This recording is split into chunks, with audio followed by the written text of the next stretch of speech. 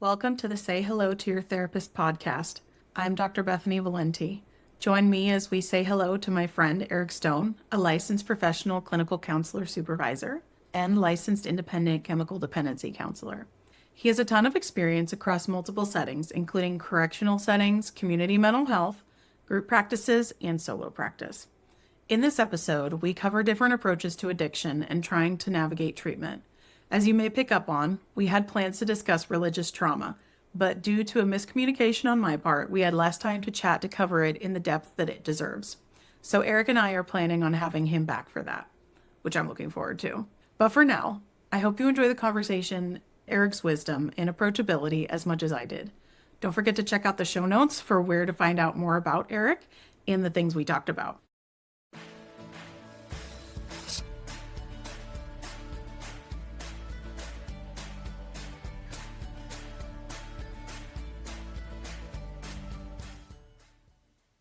Welcome, Eric. Glad to be here, Bethany. It's so good to see your face. You all might find out I'm biased against all these people that I bring on here. I just really enjoy them so much. So I'm going to be smiling really big today. It's a list of enemies. No, I'm just kidding. Actually, I have a whole other list. You're from the other list. Yeah, they'll interview people you disagree with on things. I have a list of questions that you're not anticipating whatsoever about what we're talking about today because we're in totally different camps. I look forward to being surprised, like a fun time. You can take a lot of heat from what I understand. You do a lot of... every so often. One of the things I've been asking everybody is how you became a therapist. Like what brought you there? I just always remember really loving helping people. I was a camp counselor, like junior high school, really loved helping the little kids and seeing them have a good time. I used to be the kid that got homesick at camp and struggled. And so it just kind of started, and then wasn't sure what I wanted to do. So I got a psych degree, had this amazing advisor at Anderson University called Dr. Stahl. She's now the chair over there. And she kind of said, you should be a counselor, and just kind of never stopped after that. Yeah, just took that and ran with it. Haven't ever not been a counselor since going for a master's degree in it. So I think year 6 or 7 now. I can't remember exact. COVID was in between, so I blame that for my math. Yeah, and you really have your hands in a lot of kind of different pots from what I remember. Like you have a lot of experience in kind of community mental health, private practice, correct? So I started out at a nonprofit working as a counselor in corrections, and then was kind of doing some stuff on the side with group practices and private practice, and then went to a for-profit organization, and now still doing private practice, but getting back into the nonprofits. Yeah, it's just been like most counselors, though. We all kind of tend to hop in and hop out of different sites and stuff, but there's benefits and challenges, I think, for each opportunity. Yeah, absolutely. And I feel like that type of work is just so important. And I think it's not always considered as, I don't know, exciting or flashy to some people, but it's also some of the most important work that we need to be doing. I mean, incorrect. It's hard. I think working with children and family services is hard. Working with college students at a university counseling center is hard. So, I mean, I think every job has its benefits and challenges, but some have more prestige. I can say that, I did an internship at a really prestigious place, and it was in Indianapolis, and everyone knew where it was. So I got a lot of support from that. But then when I started out, maybe in the nonprofit space, people didn't really know where I worked or what it was. They appreciated that I was doing something that gave back to the community, but, just a little different. Not that we should be doing it for that, but it does for sure make a difference when people are like, oh, wow, that's so amazing, or knowing what the work looks like. Yeah. But the average burnout rate for counselors is 2 or 3 years. So I beat that. But people just stop. We usually, if it's master's level, go to school for 2, sometimes 3 years, and then to leave after that. So I think the mental health space is very interesting. We're kind of a young field, but also we don't really protect each other very good. Just like we don't advocate. We think, oh my gosh, Bethany's going to start a podcast. Well, I have a podcast. Is that my enemy now? And it's like, no, we can both just have a podcast, or we can. But honestly, I see it a lot in counseling. I mean, every industry competition, but in therapy, counseling, mental health, I see it very often. Like if we worked in sales and you went to a new company, it is what it is. But right, all the therapists, non-compete it's stuff. very personal. Yeah, it gets very personal. Yeah, when I was first starting to look into solo private practice, you were immediately just so supportive. And I think that really translates into a lot of the work that you do. It really is a true passion of yours from what I've been able to observe, to create a community of therapists that support each other so that we can do the work better. Well, it's like, if our kids or family need a therapist or we do, we want them to have really great options and to be around. And tons of people left the field during COVID. Tons of people, go to Costco and maybe make the same amount of money and less stress. Right. I mean, it's just a very stressful industry. And so I think, that scarcity mindset, you just see how infectious that can be. Yeah, I think the field gets better every year to things going on in the world. But I think when I started, it was very tense. It was very like, are you here to steal my job? Like I don't think it's as pervasive. I'm sure it's still there somewhere, but that I think there's been a shift in some understanding there, maybe a shift of like, hey, we need to work together. But I just, I see a lot of infighting with therapists where we're all pretty much on the same page about a lot of things, but we will throw down about the few things that are different. And I think some people don't want to deal with that. I'm a white heterosexual male that comes from an upper middle class background. Like I had a ton of privilege to get here. Not everybody has that privilege to spend in those connections and support to get those degrees, get through those things, get that coaching support, which I think is really why therapy looks a lot like it does, where the makeup is not representative of every community, for everyone's experience. And I had to check myself that, a white male with a lot of privilege saying this, but at the same token, it's just so great to have a white male therapist out there though too, because the field we need such diversity because fit is so important and people being able to be comfortable with who they're coming to get therapy from. Yeah, we all need options. And then some people, want to work with one person of a certain gender or something, that's okay. Yeah. If we don't have all those options, it's the thing. I would say what's good for maybe private practice businesses isn't always what's good for the community. And what I mean to say, what's very good for a lot of therapists is a huge white list, set whatever rate you want. Business is good, but we're in an economy like this right now. Is for our community that there's really no one where someone's willing to wait 6 to 8 months to get their wound healed. Like if I break a shoulder, I can't wait. You can't 6 or 8 months. Fixed. So small roast on our field a little bit because I hear that's a good problem to have, that people can be seen when they want to and heal when they need to and move forward with their lives. That's what it should look like. So that's one of the, I don't even think this is what we said we were going to talk about, but it just was one of my pushbacks on things was what system would you do that? But you'll see a few people who don't approach it that way. Right. And kind of as you were sort of touching on celebrating in the diversity of the different things, even if it's we both do trauma therapy or, everyone's need is going to be different. I am not trained in EMDR. You are trained in EMDR, correct? If I remember right. Yes. So for instance, if I really felt like a client needed that and I wasn't prepared for that, knowing that I had someone that I could trust to send someone to is really important, even within the same branch. Or in honor of kind of what we did want to talk about today, with addiction or even religious trauma, if I felt like I was kind of out of my depth with either of those things with someone, or if someone came to me and said, I have a relative dealing with X, Y, and Z, I'd love to be able to send them to someone who I trust or who I feel like would be a good fit for them. Yeah, thanks for saying that. I do think those are my niches, addiction and religious trauma. I make just a quick aside, if that's okay, that while I think niches should be honored and we as therapists should not be doing everything, it is up to the client. We had a client, you had a client and they were like, well, that's great, Eric does that, but I want to stay with you. That's a client choice. Yeah. And sometimes we do get these expertise and skills, but we kind of forget what's going on in the room for someone. So it's not always like someone's not referring. It's, they want to stay with their therapist. I am getting trained in EMDR, so I don't send people away. I love it. Exactly. And also the biggest factor is the relationship and different modalities, different things, but if you have someone that you trust and feel safe with, like that is really important. I would say the most important things for therapy.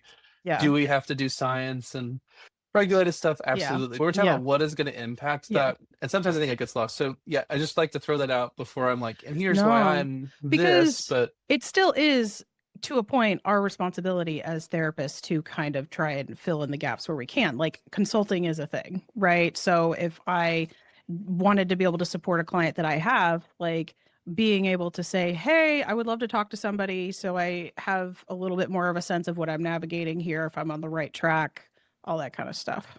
Yeah, and we're on the same page. It's like, yeah, there's a lot of needs. Like there's a need for therapists that work with veterans that aren't veterans because there's not enough. There's a need for therapists who work with people in recovery because there's not enough. And so, I've never been diagnosed with major depressive disorder. That does not mean that I can't help someone. And so gotta be careful, certain things, severity, but I think sometimes we're, changing the goalposts. And I would say that as a private practice therapist, this is why there's this huge rise of all these tech startups where you can go online at a very low cost, sometimes no cost with your insurance, and get assigned a therapist and work with them very quickly. Yeah. Because we're doing some of those things on our own and it seems important and sometimes it is, but that's not a really great product. I go get therapy or get my car fixed or something, like I want to know what I'm doing. I want it to be an easy experience. I don't want to have to email 17 people, hear from 4 and no one's taking clients. Like that's not a good experience. That's such a fantastic analogy because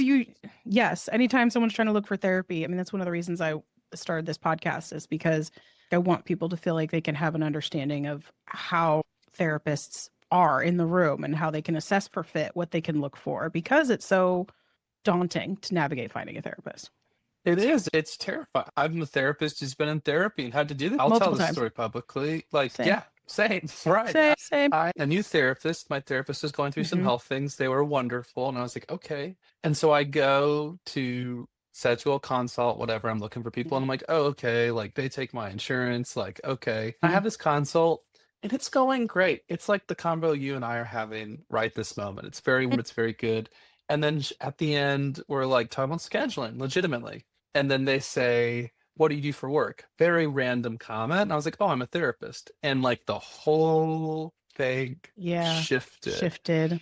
And the direct quote I got was, I just don't know if I can work with you because like, you know too much about the magic. Big red flag for me at that point, because it's like therapy's not magic. I love that people think we're in, that it's magical. Yes. So then they emailed me a few days later, like, hey, I had to talk to my supervisor. I can't work with you. And I was like, and I was pretty direct. I was like, I want you need to explore what happened because it was going great. And then you found out I was a therapist. And so wouldn't have been a good fit. Yeah. But it's like, that happens all the time. We're like, I'll give you some real examples I have. Is like, I have real clients who they're in their recovery from substances or gambling and and then if that comes up when they're trying to find a therapist for something like a relationship issue or parenting support, they sometimes get asked, well, do you need a specialist for that? I was like, that's really offensive. Like, that's like I mean, I won't go too far, but it's one of those things I think it's really misunderstood. So I love my niche. I'm passionate about it, but also there's not enough people supporting those niches. And so like for me to have less business, and I want to say, thankfully,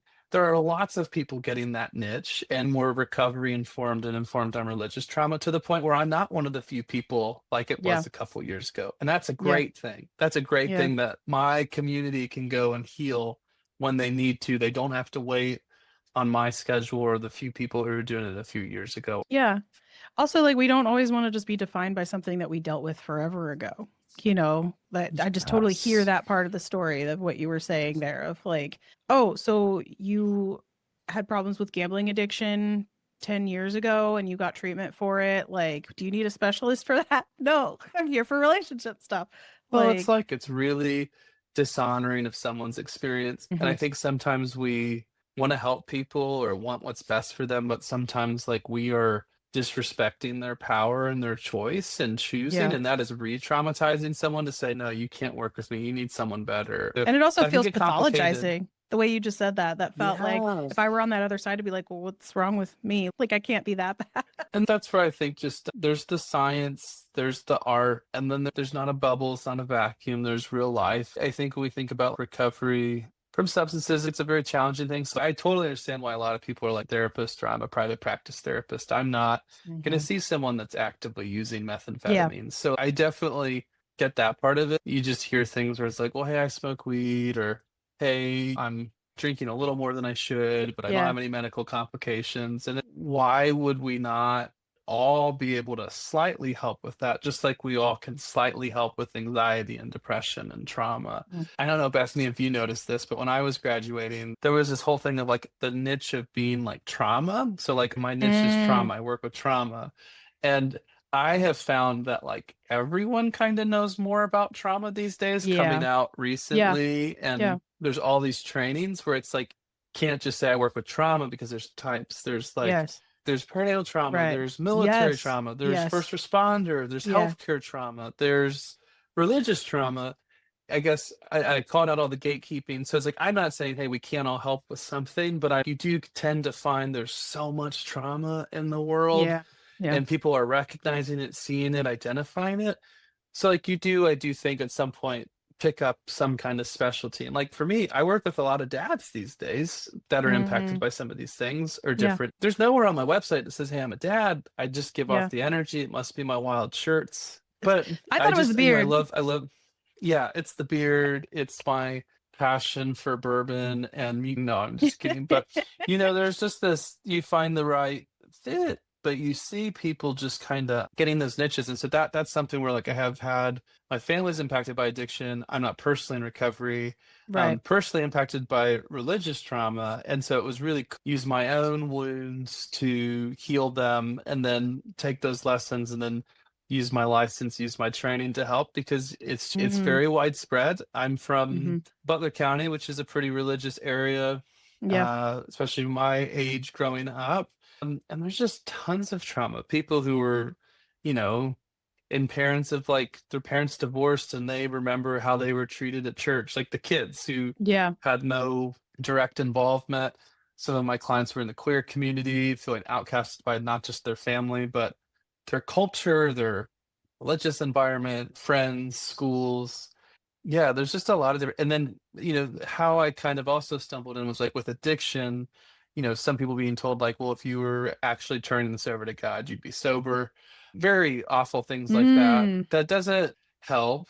I say this a lot of places, but if I could delete the show Intervention from the entire cultural memory, I would, because it is so unhelpful to get in someone's face, break them down, make them feel small, and then say, okay, now do you want to change your life? That I don't think I would respond well to that. In fact, no one usually does. But you'll hear that one few examples. Oh, well, like we scared them straight. It's like scared straight. All that stuff works on people who are already not going to do it. Someone who's already struggling, that's not changing. That's just increasing their shame. Increased shame does not lead to positive healthcare. There's so many different ways I could go with that, because there's such a strong reaction to it. But yeah, absolutely. I only saw a little bit of Intervention here and there, but it definitely sensationalized the whole process and made it, I could totally see it being something that made it feel like that was getting integral stage in the recovery. We need to stage an intervention with someone and really just make sure that they know that it's bad and how bad it has gotten. Yeah, I mean, let's like I've had plenty of tough conversations with people impacted by the disease of addiction. Hey, like this isn't working. We can't have this going on. But it's coming from a place of care and concern. Dare I use the word like healthy love for that person? You can't talk about substance use. You can't talk about things like that without understanding like trauma, but early childhood trauma, this self-medicating and this coping. And still, it is easier to go and get alcohol at the gas station than it is to schedule therapy, even with all these apps, or even getting on ChatGPT, pretend you're my therapist, which is its own issues. It's just, and it starts young. And that's where I think sometimes people are like, well, how do they not know? It's like, well, some people grow up and drinking every day and excess is not seen as anything other than normal. And if you develop this dependence on a coping skill, you're going to continue that into your adulthood. Or like as you face new challenges, old is going to naturally come to the surface, is going to be like potentially the first urge, or like an understandable urge that comes up again, like even in recovery. I mean, it's a stress response. If you're, how many movies, music, memes out there talks about it's Friday. It's Friday. Yeah. The one thing I'm honestly, if you and I were meeting in 5 years, legitimately, and we were recording this episode, I think we'll be talking about gambling the same way we talk about alcohol and cannabis. It is so on the rise everywhere. Yeah. And I just, if you have these vices or outlets that you can do pretty much anywhere at any time, that's really tough to put back in the box. Our brains are responding to that. Our bodies are responding. We can shift to depending on that, but it's concerning. It's concerning. And I think it's very hard to heal from. And I think also the opposite of addiction is not sobriety, it's connection. Because you're connecting with whatever that outlet is. There's a great TED Talk called Rap Park. It's someone in Britain, and they're giving this great speech, summarizes all this neuroscience, but talks about the opposite of addiction is connection. Wow. It's a really great TED Talk, really worth the time. I think it's like 5 minutes maybe. But that's what people need. They need connection, they need meaning, they need support.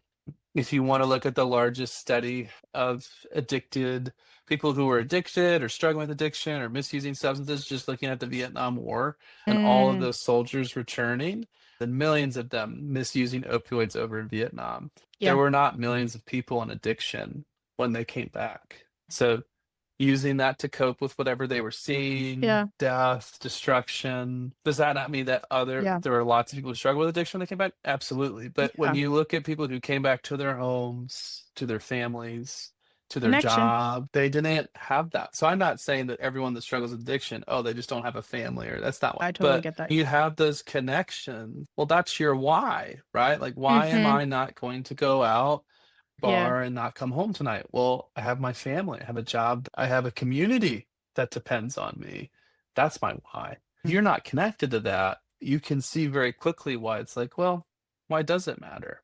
To say that we all can't sit here and see getting to a breaking point like that, it's an equal opportunity hater. Addiction doesn't care about your values, doesn't your goals for your life, your children, your family. It's a very destructive. When I worked with the homeless, and when I did do some community mental health substance use work in my training before I made a transition in my focus, always feeling like two things. One, we're all sort of one event potentially away from this. And also there were people that you just saw it. Like, how do you not have an issue with addiction or run into these things given what circumstances you're in? I mean, the number one cause of bankruptcy in the United States is medical bankruptcy. And I'm just being honest, I've sat with many people, their misuse or challenges all ties back to like a financial crisis they faced. Members facing a challenge. I mean, we have way more in common with each other. And that's where, just because I've not personally struggled, like, doesn't mean anything. And that's what I tell all my substance use patients. Like, I'm not above any of the stuff that we're talking about. It can happen to anyone, but you do see people, feel a little comfortable with thinking they're above it, or it's a moral failing. And, that's a mistake. Why people do it, because it's way less scary to have it be a moral failing than like, oh my gosh, this could happen to my child. This could happen to my partner. So that's a little bit about addiction. Can I ask one more thought? So thinking of someone who might be struggling with some form of addiction, or maybe like some dependency on something, and not really, I think I've always wondered as a client, like, how do people have a sense of like how they're stepping into a certain type of therapy? You mentioned like trauma informed earlier, for instance. When I started to do more work in this, like, got very passionate about kind of harm reduction model versus illness model versus the self-medicated kind of approach as well. I'm curious about your take on that, and if you have a certain affinity for any or all of those, or is there a way for a potential client to try and navigate that as we're trying to find somebody? It's kind of a huge question. Yeah, that's a good question. No, it's a good question. I'm a huge fan of harm reduction. And I would just say in my entire career, I've never met a single or how unwell, whether that would be like schizophrenia to the substance misuse and addiction, that wasn't willing to do one thing. Is it always the one thing I want them to do? No. But right there. Yep. Harm reduction is saving lives every day. Just about honoring the person's choice and preferences. Now, does that mean I'm going to let someone steal my car? No. But it does mean I will let them choose a goal when I can. It means I'll include their feedback, include them in the process. And it's way different than summoning, demanding. Old school A would be abstinence only. Yeah. Until you can quit cold turkey, you can't actually start being in recovery. And the quickest way I can say that's not something everyone should do is that if you're misusing benzos or alcohol, you may be at a level where you need to literally go to the hospital to cut back. Right. Like literally can't stop drinking or have a heart attack and die. Yeah, alcohol withdrawal is like one of the most dangerous ones, like the most fatal, alcohol right? and benzos, you can actually die from the withdrawal. You'll feel like you're dying in the withdrawal from others. You can actually die from the side effects of alcohol and benzodiazepine withdrawal. It's really scary. It's really intense. So I love harm reduction. Hey, I'm not going to misuse, I'm not going to mix my substances. Hey, I'm going to start small and go big. And I won't use where I'm in a place that's alone or locked up. I'll be on the phone with someone. I'll use test strips. There's so many steps.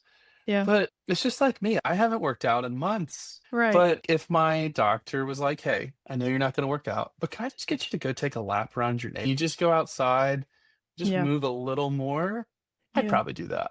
That is a step I could take. It's still a step forward, but we could sit and be like, well, they're failing treatment. I don't like that language. I immediately was like, I heard that. How about treatments failing the needs of these people? And it's like, if you have a benchmark that no one can reach, you probably need a better entry point for people to get there, which is why there's things like peer recovery and there's homeless camp outreach and all types of things. Yeah. And I think those things are really beautiful and really needed. At the same time, though, harm reduction is if that person is refusing to do services, they get to do that. Maybe unhelpful is the choice, maybe sometimes. Yeah. Or how painful that could be to like other people in their lives. Like the person who's doing the thing, as soon as you have buy-in, that's what matters, right? Yeah. It's painful. It's a long-term process. I would just say if anyone's out there, it's difficult to be honest about substance use. You just need to go on the counseling board, psychologist board, and look up how many people lost their license for misusing substances. So I don't think either one of us are above getting into some unhelpful habits and going down an unhelpful road. Yeah. So if anybody's out there, like, you're not alone. It's really hard to open up and admit that you need help. So many great outlets. And while I'm maybe not a fan of old school AA, one of the best places to meet people knowing what you're going through is still going to be a 12-step meeting. They have them from non-religious to celebrate recovery, smart recovery. Yeah. You know, but community is so important. I mean, you can't call your therapist at 3 a.m. You can. I have follow-up questions. I know. I have a lot of follow-up questions. So, but your sponsor or your friend from group, they may have your back. And we just all need someone. We need people. And so I think that's one of the things where I'm like, we all need somebody. But no, it's definitely, it's really rewarding work. I've seen some of my clients handle their relapses or lapses and those ups and downs, healing those wounds. But, really, I don't think we're not just treating addiction, we're treating the underlying stuff that was there. Grief, trauma, unregulated ADHD, depression, just pick which thing, difficult relationships. I know many people that are good at that. Yeah. And this is all before you get into the conversation of what is considered legal and not, and like acceptable type of addiction, right? Caffeine, nicotine. Oh my God, that's a fantastic point. I mean, legality has nothing to do with the degree of this. And what I just be like, is it going to be easier to get away with a caffeine dependency and nicotine? Absolutely. It doesn't change how much money you spend on cigarettes. It doesn't change if you get caffeine withdrawal headaches. So I do talk to sometimes people, it's usually misusing alcohol that want to say, well, it's not really a big deal because I'm, I don't have any DUIs or, I'm not doing anything illegal. But it's not a sustainable practice to keep letting it go on and on. Is there still a cost, and is there still a potential risk that could occur? I mean, there's just so much that I could probably go into it, but I won't. But there's just layers to that, and I think an addiction is an addiction, and it's costing you. Yeah. How about we have you come back to talk about religious trauma? Does that sound good? Yeah, that's probably a good idea. Yeah. It's good to separate. Me, it's like because of the work I do, because Yes. some of them, while I'm kind of calling out religious cues, they can be really painful, but they can also be very healing. Just like I think therapy can be very painful, or it can be very healing. You know, there's a few ways it can go. Yeah, absolutely. And you said something earlier that I would really love to have stitched on a pillow. Was it the legality does not, you said it so beautifully. Legality does not indicate, what was it? Disruption? Degree of disruption. Like, what? Well, I mean, sports gambling's legal, but it doesn't mean that it's not disrupting. Honestly, my age range, I'm 30, turn 31 soon. 21-year-old males to 35. Yeah. This may feel too provocative. It's like the new cigarettes. Honestly, it's the new smoking. Honestly, I'm kind of there with you. Yeah. Everywhere. And it's incredibly socially driven. Like you're competing against people. It's fun. You're seeing who's like this and that. Like just especially, how do I put this? So calling out my husband, he doesn't do it quite as much as he used to, but the fantasy type stuff, when there's money involved there too. Oh, yeah. Fantasy sports, but even like the DraftKings or whatever. There's one that I'm totally blanking on of which one, but like he would talk about the different fantasy sports and say that it made watching games that just weren't as important to you like much more fun. It's true. I mean, there's legitimately sports all over the world. You can unlike Japanese tennis games. Yeah. From what you shared, and I've also done it, and I'm like, there's fun to it. There's this light appeal, but it is something where like, okay, well, I've spent whatever the $20 they've spent. Done with that. Yep. But see people like, I got to go get that money back. But it used to be you have to drive to the casino. Maybe the attendant would look at you. Right. I don't know. Some stop to some check. You literally can just sit on your phone. You don't even have to get out of bed. Yep. Yeah. It's times have changed. Yeah, absolutely. So a plug for future, religious trauma. We'll come back to this when we're able to, but I think, want to put a plug out there because to my understanding, you and I are both faith-based people in our lives. And I think we can get into this as well as part of our conversation. So this is more of like a teaser, hopefully for next time, of just having conversations both around religious trauma and how that kind of can shape our own faith now, what relationship you wanted to have in your therapy moving forward, all those kinds of things. So absolutely.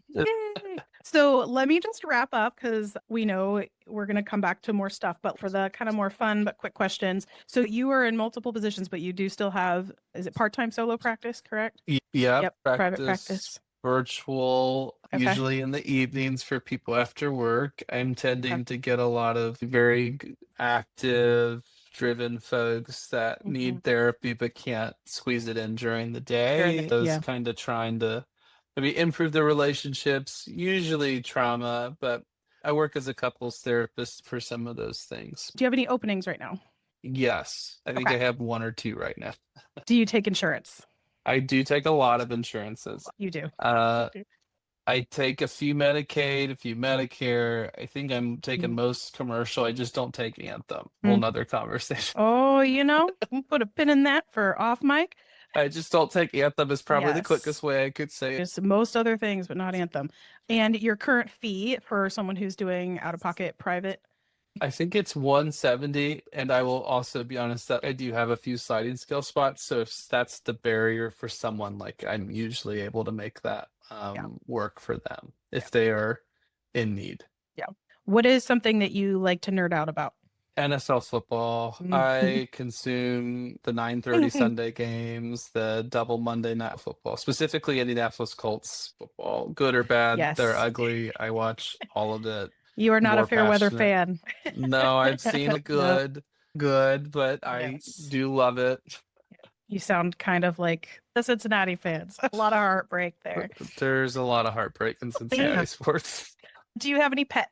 I have 2 dogs, Max and Ellie, a boxer, and a Bichon. I have a boxer too. Coffee or tea? Oh, coffee. I'm honestly, it took longer for me to say that than I would have expected. You didn't interrupt me. It's not even a question. Right. Well, we could always save some of the other questions for part 2. And also because I kind of want to ask, is your blood content transitioned to PSL yet? Because I understand that you were a big pumpkin spice. I really honestly thought you were going to ask me what my blood type was, and that's honestly what I thought you were going to ask me. So I'm so sorry that I started laughing. I really thought you were like, and just like something like, what's your blood? You know, I normally am a big pumpkin spice girly. I still love it, but they have like a pumpkin cold brew that I think is much better Oh, okay. and Yeah. a little healthier Right. for me. Yeah. Or they have the pecan crunch one, which is delicious. So Good things about that. I can really tell you most of the Starbucks menu that has caffeine. If it doesn't have caffeine, I don't even know what it is. But if it has Can't even. caffeine, there's a good chance I can support you and their work. I know. Least favorite like misconception about mental health. Oh, you're dumb if you haven't figured it out is probably the biggest one. That's a good one. I see that stopping a lot of people from coming or stopping them from healing, where it's like, tell me where this is coming from. And sometimes it's internal beliefs, sometimes something people have said, but it's a weighty weight that's carrying themselves. Okay, last question. Can you give a quick snippet of your theoretical orientation? Yeah, harm reduction. I tend to work from a feminist perspective, which just means I'm really exploring power dynamics, cultural lenses, and privilege to make sure that it's a safe space. Modality wise would be EMDR, Gottman couples therapy, and I do a lot of CBT, but from like a person-centered way, just because I work with a lot of neurodivergent folks. Where can people find you if they want to learn more about you? Probably the website, Empower Change Counseling, but honestly, Psychology Today, email, there's a few things on the website, but honestly, I just kind of been spending a lot more time on my clients these days or with my clients than updating stuff. I get that. Yeah, I probably should, but I have. That's where you could find them though. Also, I think there might be something called like Deciphering Growth or something like that. I guess you're right. Yeah, me and my colleague Tiffany Graves, we have a podcast similar to this one, but a bit different. We focus on deconstructing trauma and what it looks like as like a trauma podcast, and a little bit of behind the scenes of therapy, but lots of different topics on trauma. So a lot of what we've kind of gotten into today, and I know Bethany, you'll be coming on soon. Yay, I'm so excited. Eric Stone, thank you so much for your time today. Thank you for having me. It's been so fun.